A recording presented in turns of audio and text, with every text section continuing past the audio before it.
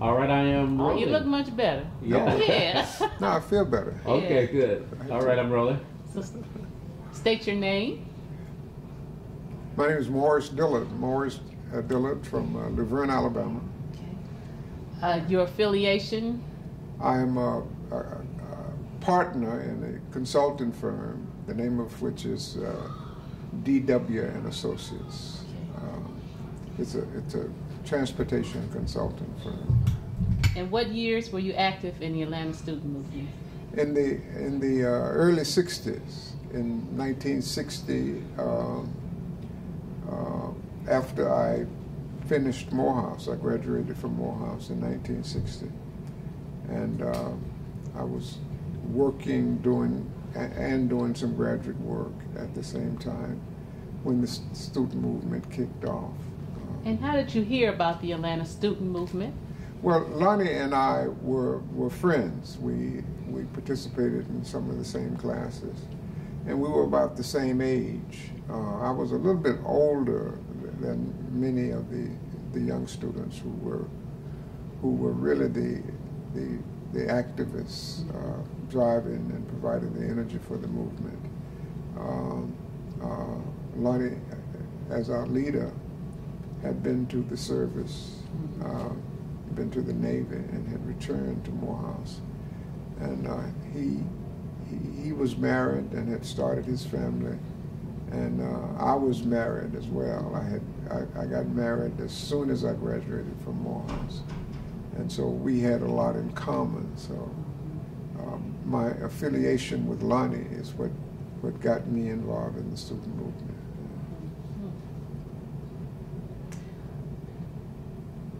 Tell me about the appeal for human rights.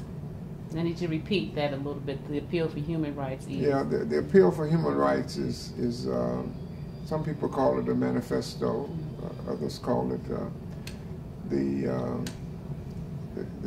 statement of what we were fighting for, a very clear position paper regarding what we felt was wrong and what needed to be changed. We were encouraged to put that down on paper by the presidents of the institutions of higher learning in the AU Center. Their argument was, we don't want people going around wondering what are they raising all this fuss about. We want them to know with specificity what you all are fighting for. And so they encouraged us to make a statement, to write a statement, a clear-cut statement regarding what we thought needed to be changed in this particular community. And we got together as a group and tossed around ideas. And one of the members of the group, whom you will interview, I'm sure, Rosalind Pope, was charged with the responsibility of actually writing the document. Well written document that stated succinctly what we wanted in this area, in that area, etc., in housing, in education, in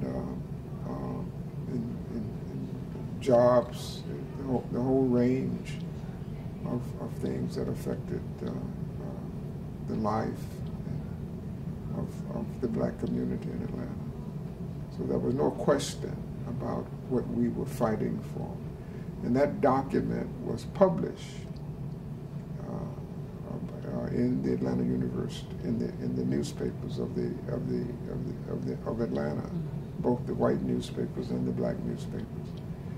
Published in full-paid ads, and it was picked up by national news media, by the way, and so it received the national attention as well. So that was one of the things that set our movement apart from student movements in other cities. And they, following the student movement in Greensboro, North Carolina. Student movements began to pop up all over the country. What distinguished ours from many of the others was that appeal for human rights, was that statement, that manifesto. Some of the white people call it a communist document written by communists, but it was written by the students. It represented what we yearned for, and what mobilized us. We weren't just out there, raising sand and keeping up noise, and making noise. We were fighting for specific goals, and I think that made a big difference in terms of the success of our movement. Good. There is a familiar quote that says, "It was the best of times, it was the worst of times." Is that true for the time, the era of the Atlanta student movement? What was good about that time? What was bad about that time? What was good about that time was that we for the first time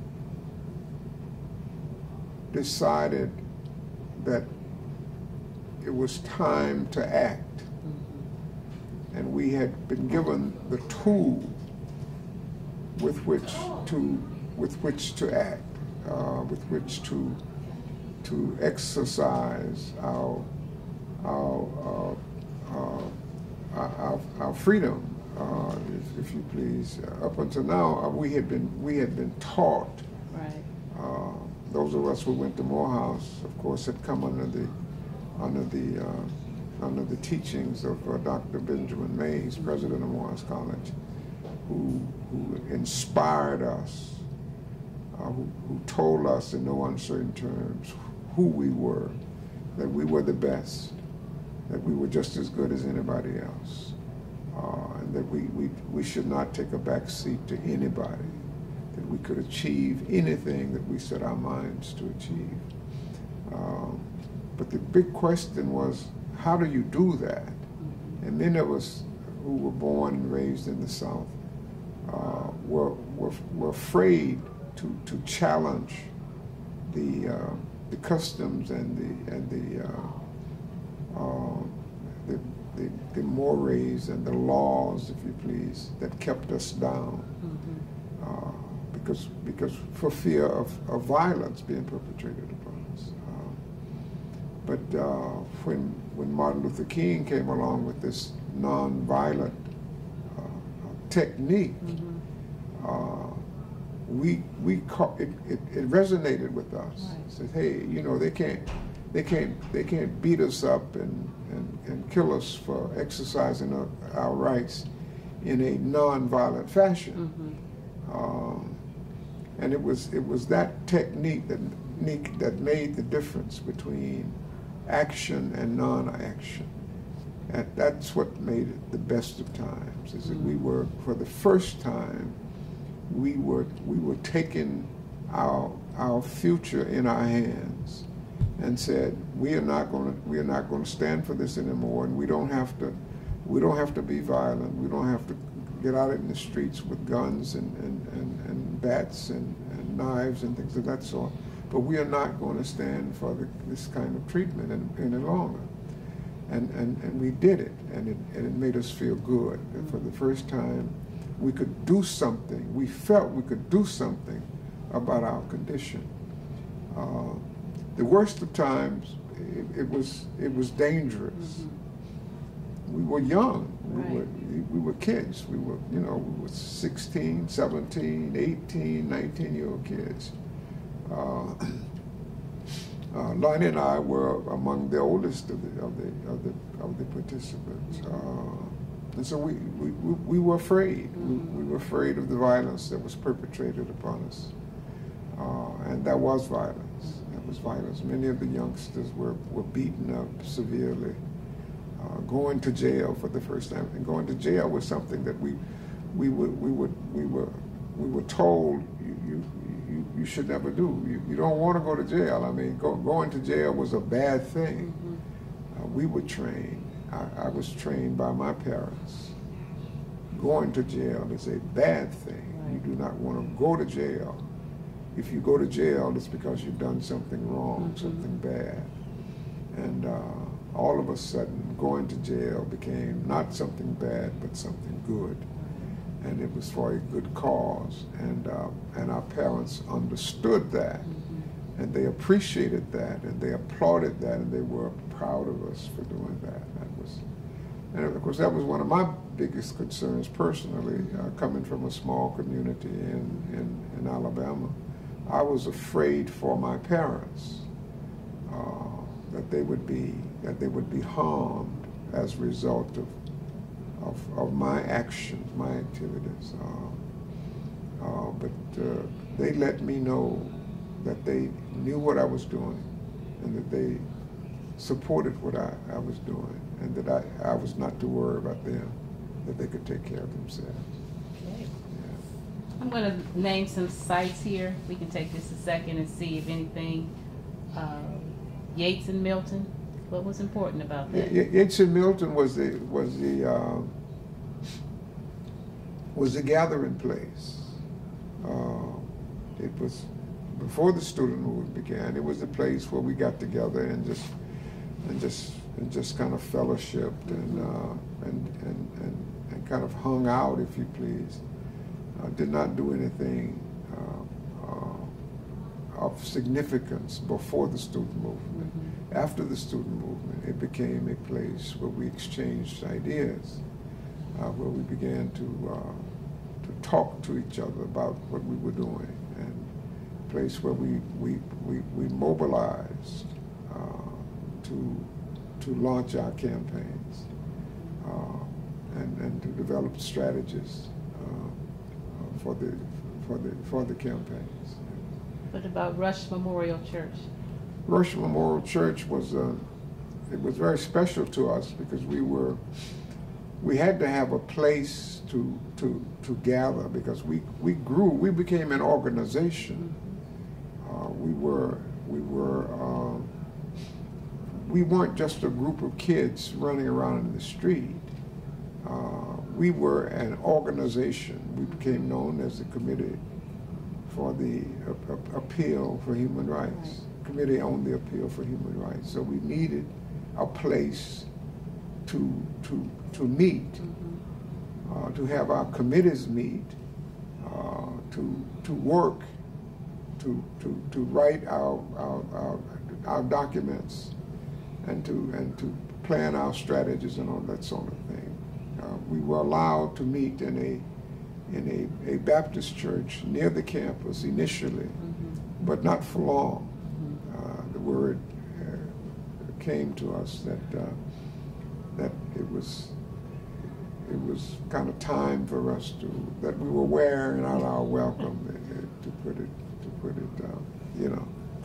in any way. Our welcome was being worn out, and Rush Memorial welcomed us, and they basically turned over that church to us. They had a space which they basically said, "This is your space, and you can use it," and it became home for the committee. What about Herndon Stadium? What took place at Herndon Stadium? Well, Herndon Stadium was a football stadium, and does not, in terms of the student movement itself, does not hold any special meaning to me, by the way, as a venue for our activities. I may have forgotten or something like that, but it does not. I don't recall it being a staging place, for example. Although it might have been, it could have been. It would have been a perfect place to stage some of our marches and campaigns. How about the newspaper, the Atlanta Inquirer? Well, now the Atlanta newspapers were, and at the time there were. You said the Atlanta Inquirer. The Inquirer. The Atlanta Inquirer. The student movement gave birth to the Atlanta Inquirer. there was, at the time of the student movement, one black newspaper in Atlanta called the Atlanta Daily World. Right. It was published by a relatively conservative black family. And it did not appreciate, to be kind, I guess, what we were doing and how we were doing it. So we in effect organized our own publication, our own voice, and that became the Atlanta Inquirer. It was through that, it was through our instrument that we were able to get messages out to the community about what we were doing and why we were doing it. If we wanted to launch a boycott of the businesses downtown, we published that plan through our instrument, and it was a mimeographed sheet initially, and we distributed that mimeographed sheet throughout the community until it became a newspaper named the Atlanta Inquirer. Yeah. Is there one place, if you stood there, you would have a story that you would just never forget? One place, if I stood there, there's a building on Hunter Street. It's called the Canaline Building. It was a cosmetic manufacturer, Okay. owned and by a black family, and that black family supported what we were doing, and there came a time when we needed to raise money.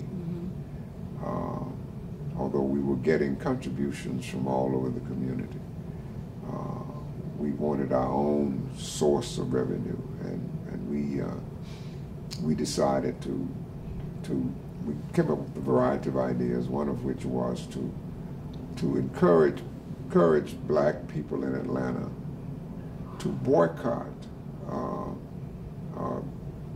the white businesses downtown, and